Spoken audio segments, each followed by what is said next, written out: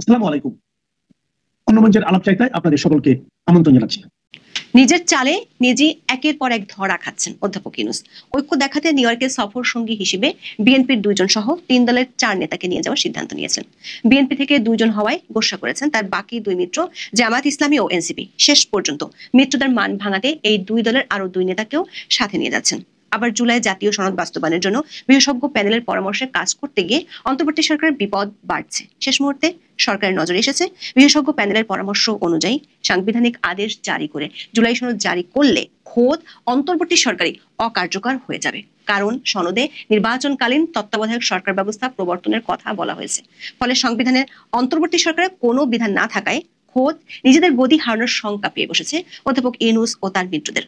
এমন শঙ্কায় মিত্রদের সাথে দেন দরবার আর বোঝাপড়া করতে আমেরিকা ছুটে গেছেন জাতীয় ঐকমত্য কমিশনের সহসভাপতি ডক্টর আলী রিয়াজ। সূত্রগুলো বলছে যুক্তরাষ্ট্র বসে মিত্রদের মধ্যে আগামী নির্বাচনে আসন ভাগাভাগি নিয়ে সমঝোতার জন্য আলোচনা হওয়ার কথা ছিল, কিন্তু অধ্যাপক রিয়াজের প্রস্তাবে নিজের গদি হারানোর শঙ্কায় সে আলোচনার মোড় এখন ঘুরে গেছে। ফলে মিত্রদেরকে সাংবিধানিক আদেশের মাধ্যমে জুলাই সনদের প্রস্তাব থেকে ফিরিয়ে আনাই হবে নিউ ইয়র্কে বসে আলোচনার মূল জায়গা। বিস্তারিত জানতে চলুন যাওয়া যাক বিশ্লেষণে। শান্তিতে নোবেল বিজয়ী অধ্যাপক ইউনূস বাংলাদেশে ক্ষমতার মসনদে বসার প্রথম 10 মাসে 11টি দেশ সফর করেছিলেন। নির্বাহী আদেশে নিজের এবং নিজের প্রতিষ্ঠানের কোটি কোটি টাকা কর্মকূপের পর রাষ্ট্রীয় টাকায় তার ও তার মিত্রদের এমন প্লেজার ট্রিপ ব্যাপক সমালোচনার জন্ম দিয়েছিল। সবশেষ লন্ডন সফরে গিয়ে বহু চেষ্টা করেও ব্রিটিশ প্রধানমন্ত্রীর দেখা না পাওয়াটাকে বিশ্লেষকরা বাংলাদেশের অন্তর্বর্তী সরকারের কূটনৈতিক বড় ব্যর্থতা বলে মনে করেন। আবার লন্ডনে তারেক রহমানের সাথে বৈঠকের কারণে 2 মিত্র জামায়াত ইসলামী এবং এনসিপি গোস্বা করে বসে। তখন তিনি পড়েছিলেন শ্যাম রাখি না কুল রাখি অবস্থায়। সব দিকে ব্যর্থ হয়ে শেষ পর্যন্ত ফেব্রুয়ারিতে নির্বাচন হবে বলে মৃদু ঘোষণা দিয়ে দেন। সেই ঘোষণায় সংকট আরো বেড়েছে। 2 মিত্র এনসিপি ও জামাত অধ্যাপক ইউনূসের জন্য বিপদ বাড়াচ্ছে। অবশ্য অনেকে মনে করেন জামাত ও এনসিপির এই অবস্থান চাইনিজের সেট মেনুর মতোই, আগে থেকে ঠিক করা নাটক।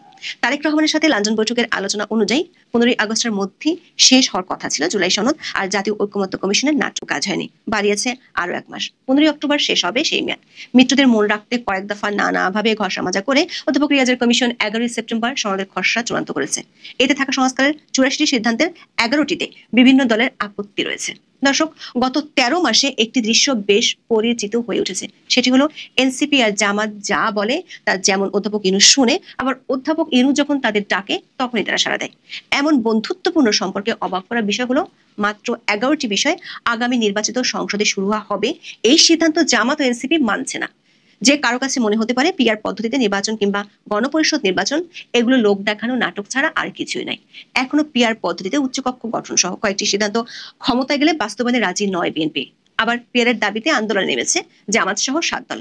এর মধ্যে মূল ফ্যাসাদ বাদে জুলাই জাতীয় সনদ কিভাবে বাস্তবায়িত হবে তা নিয়ে ঐকমত্য কমিশন এ নিয়ে 2 দফা আলোচনা করে নিজেদেরকে ঠিক করা একটি বিশেষজ্ঞ টিমের সাথে। সে টিমে ছিলেন 2 জন বিচারপতি, 1 জন আইনের শিক্ষক এবং 3 জন আইনজীবী। এই 6 জনের মধ্যে 2 জন বিএনপি ও 2 জন জামাতের সমর্থক হিসেবে পরিচিত, আর বাকি 2 জন ডক্টর কামাল হোসেনের ঘনিষ্ঠ।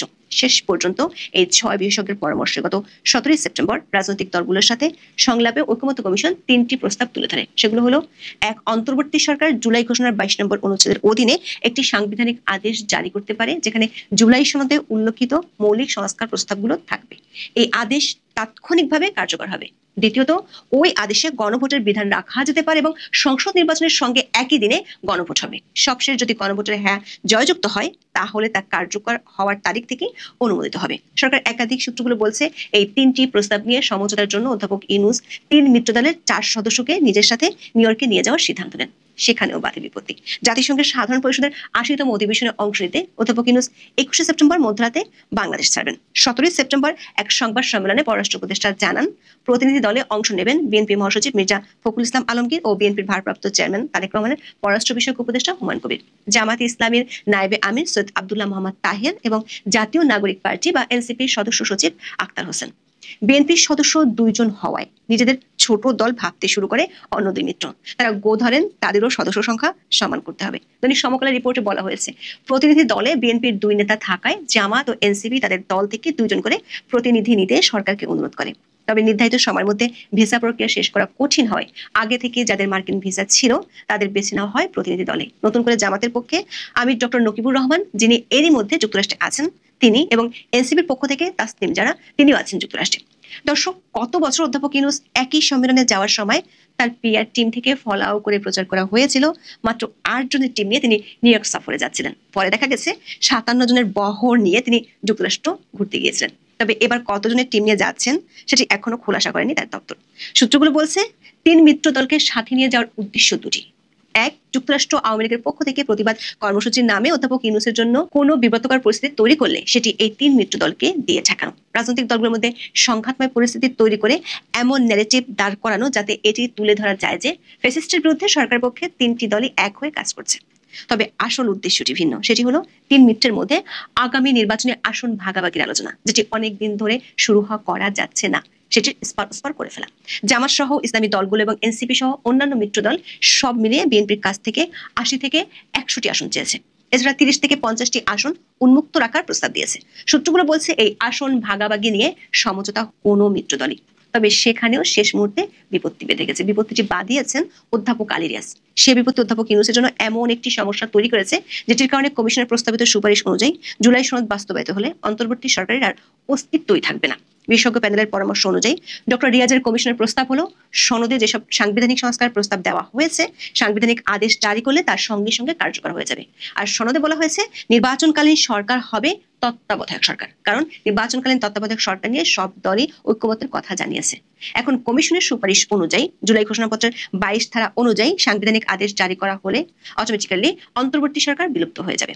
কারণ গত বছর 8ই অগস্ট সংবিধানের 106 অনুচ্ছেদ অনুযায়ী আদালতের মতামতের ভিত্তিতে যে অন্তর্বর্তী সরকার গঠিত হয়েছিল তার কোনো অস্তিত্ব বর্তমান সংবিধানে নেই। আবার জুলাই ঘোষণাপত্র পাঠ করেছেন অধ্যাপক ইউনূস, কিন্তু এই ঘোষণার কোনো আইনগত ভিত্তি নেই। ফলে তার অধীনে কিভাবে সাংবিধানিক আদেশ জারি করা হবে? সরকার একাধিক সূত্র বলছে সনদ বাস্তবায়নে সংবিধানের 106 অনুচ্ছেদ অনুযায়ী সুপ্রিম কোর্টের মতামত গ্রহণ করা যায় কিনা এমন প্রস্তাব বিএনপির পক্ষ থেকে দেওয়া হয়েছে। এখানেও সরকারের শঙ্কা আছে। আদালতের মত যদি সাংবিধানিক আদেশের পক্ষে যায় তাহলে বিলুপ্ত হয়ে যাবে অধ্যাপক ইউনূসের নেতৃত্বাধীন অন্তর্বর্তী সরকার। বিশেষ করে সেনা প্রধানের সাথে প্রধান বিচারপতির একান্ত বৈঠকের পর সে ঝুঁকি নিতে রাজি নন অধ্যাপক ইউনূস ও তার মিত্ররা। 20 সেপ্টেম্বরের বৈঠকে অধ্যাপক রিয়াজ সরাসরি বলেছেন সরকার রাজনৈতিক বিষয়কে আদালতে নিয়ে যেতে চায় না। শেষ মুহূর্তে এমন শঙ্কার বিষয় ধরা পড়ায় ওই রাতে আমেরিকা চলে গিয়েছেন অধ্যাপক আলী রিয়াজ। সূত্রগুলো বলছে 3 মিত্রের সাথে অধ্যাপক ইউনূস যে বৈঠক করবেন সেখানে অধ্যাপক রিয়াজও থাকবেন। আসন ভাগাভাগি সমঝোতার চেয়ে এখন সরকারের কাছে গুরুত্বপূর্ণ হলো সাংবিধানিক আদেশের প্রস্তাব থেকে সরে আসা এবং কোনোভাবে যাতে সনদ নিয়ে আদালতে যেতে না হয়। শেষ পর্যন্ত রাষ্ট্রীয় টাকায় ডক্টর ইউনূসের মিত্রদের মধ্যে কতটুকু সমঝোতা হয় সেটার জন্য কয়েকটা দিন অপেক্ষা করতে হবে। এখন আসসালামু আলাইকুম। আজকে এই মুহূর্তে আপনাদের সামনে উপস্থিত হয়েছি। এখন নিউ ইয়র্ক টাইম 6:48, ভোর 6:48 মাত্র সকাল হচ্ছে। আপনার ঘন্টা 2-3 ভিতরেই আপনার ডাক্তার মোহাম্মদ ইউনূস এবং তার গুন্ডা বাহিনী New York John F Kennedy বিমানবন্দরে এসে হাজির হবেন। তো আপনারা অলরেডি অনেকেই জানেন কালকে রাত থেকেই শুরু হয়েছে নিউ ইয়র্কের বিভিন্ন অলিতে গলিতে হাজার হাজার জনতার মিছিল, মিটিং, প্রতিবাদ সমাবেশ। এটা বৈধ নিউ ইয়র্কে, সেগুলো অনেকেই দেখেছেন। এবং যেটা দেখেননি সেটা হচ্ছে যে আজকে কি ধরনের প্রস্তুতি নিবে। তো আপনারা থাম্বনেল দেখে হয়তো বুঝতে পেরেছেন যে আমি কি বলতে চেয়েছি, যে এই মুহূর্তে তার মানে এই 6:48 এখন ভোর 6:48 অলরেডি আওয়ামী লীগ প্রস্তুতি নেওয়া শুরু করেছে। আসুন আগে আমরা গতকাল রাতে থেকে কিছু ভিডিও আগে দেখি, তারপরে আলোচনায় আসছি। ধন্যবাদ।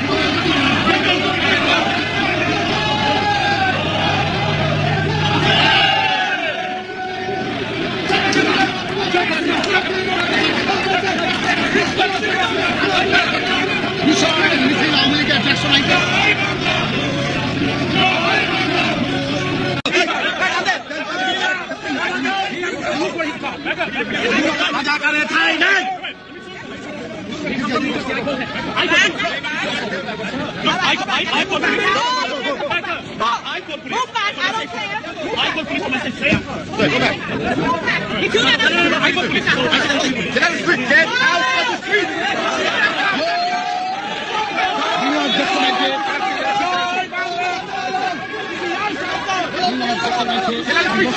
Yeah, no, we need people off.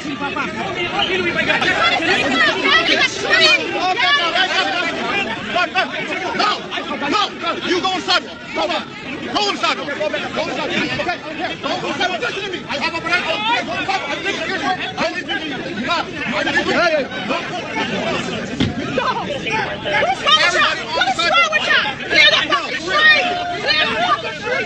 আমাকে হুমকি দিছে, তাদের দুঃসাহস দেখে আমি আশ্চর্য। আমার মতো এমরমান মাসুমকে হুমকি দেয়, ক্যান ইউ ইমাজিন দ্যাট? আর এখন অনেক রাত হয়ে গেছে, বাট এখানে কয়েকজন আই থিঙ্ক রাজাকারের বংশধর সব জায়গায় ছড়িয়ে ছিটিয়ে আছে। তো তারা আমাকে বাধা দেওয়ার চেষ্টা করেছে। তো আমি বলেছি যে আমরা কি করবো না করবো, তুই রাজাকারের বাচ্চা, ও আমাকে বলতেছে ধর ধর ধর। আমি বলছি আয় আমাকে ধর, দেখি তোর খারে কয়েকটা মাথা আমি দেখে নিব। তারপরে ওরা আমাকে দেখে এখান থেকে রান করেছে। তো সেজন্য আমি আপনাদেরকে বলছি যে এখানে সবার জন্য সবকিছু রাইট আছে, আপনারা কেউ ভয় পাবেন না, দলে দলে যোগদান করবেন আমাদের জাতিসংঘের সামনে। এবং যতগুলি প্রোগ্রাম সামনে আসতেছে 22 তারিখে একটা, আর একটা কত তারিখে আমরা 26 তারিখে জাতিসংঘের সামনে, হ্যাঁ এটা বলেছি। আর একটা 22 তারিখে জেএফকে এয়ারপোর্টে, ওকে জেএফকে এয়ারপোর্টে আরেকটা আছে, আরেকটা আছে ওই যে ওনার যে হোটেলে থাকবে কোনি ইউনুস, সেই হোটেলের সামনে আমরা যাব, ওখানেও আপনারা জয়েন করবেন যদি আপনাদের হাতে কোনো কাজ না থাকে। আশা করছি সবাই আসবেন। তো আপনারা গতকাল রাতের কিছু ভিডিও দেখলেন এবং বিভিন্ন জনের বক্তৃতা দেখলেন। এই ঘটনা কিন্তু গতকাল রাতের 4টা, ভোর রাত 4টা পর্যন্ত চলেছে এই ধরনের। তার মধ্যে আপনার মামুন নামে জামাতের অর্থায়নে পরিচালিত এক ব্লগার, তাকে কিভাবে দৌড়ানি দিয়েছে পুলিশ, তাকে কিভাবে উদ্ধার করেছে, সে যে কি ভয় পেয়েছে তা আপনারা দেখেছেন। এবং আপনাদেরকে ভিডিও শুরুতেই বলেছিলাম যে এখন 6:48 আর মানে 7টা বাজার প্রায় কাছাকাছি। আপনারা জানেন যে 12-13 মিনিট পরেই 7টা বাজবে। অলরেডি সারা নিউ ইয়র্কের বিভিন্ন বাসা বাড়ি হোটেল থেকে শুরু করে যে যেখানে ছিল সকলেই জন এফ কেনেডি বিমানবন্দরের দিকে যাওয়ার প্রস্তুতি নিচ্ছে। এবং জন এফ কেনেডি বিমানবন্দরে প্রটেস্ট দেখানোর জন্য সমস্ত অনুমতি নিউ ইয়র্ক পুলিশ প্রশাসন দিয়ে রেখেছে।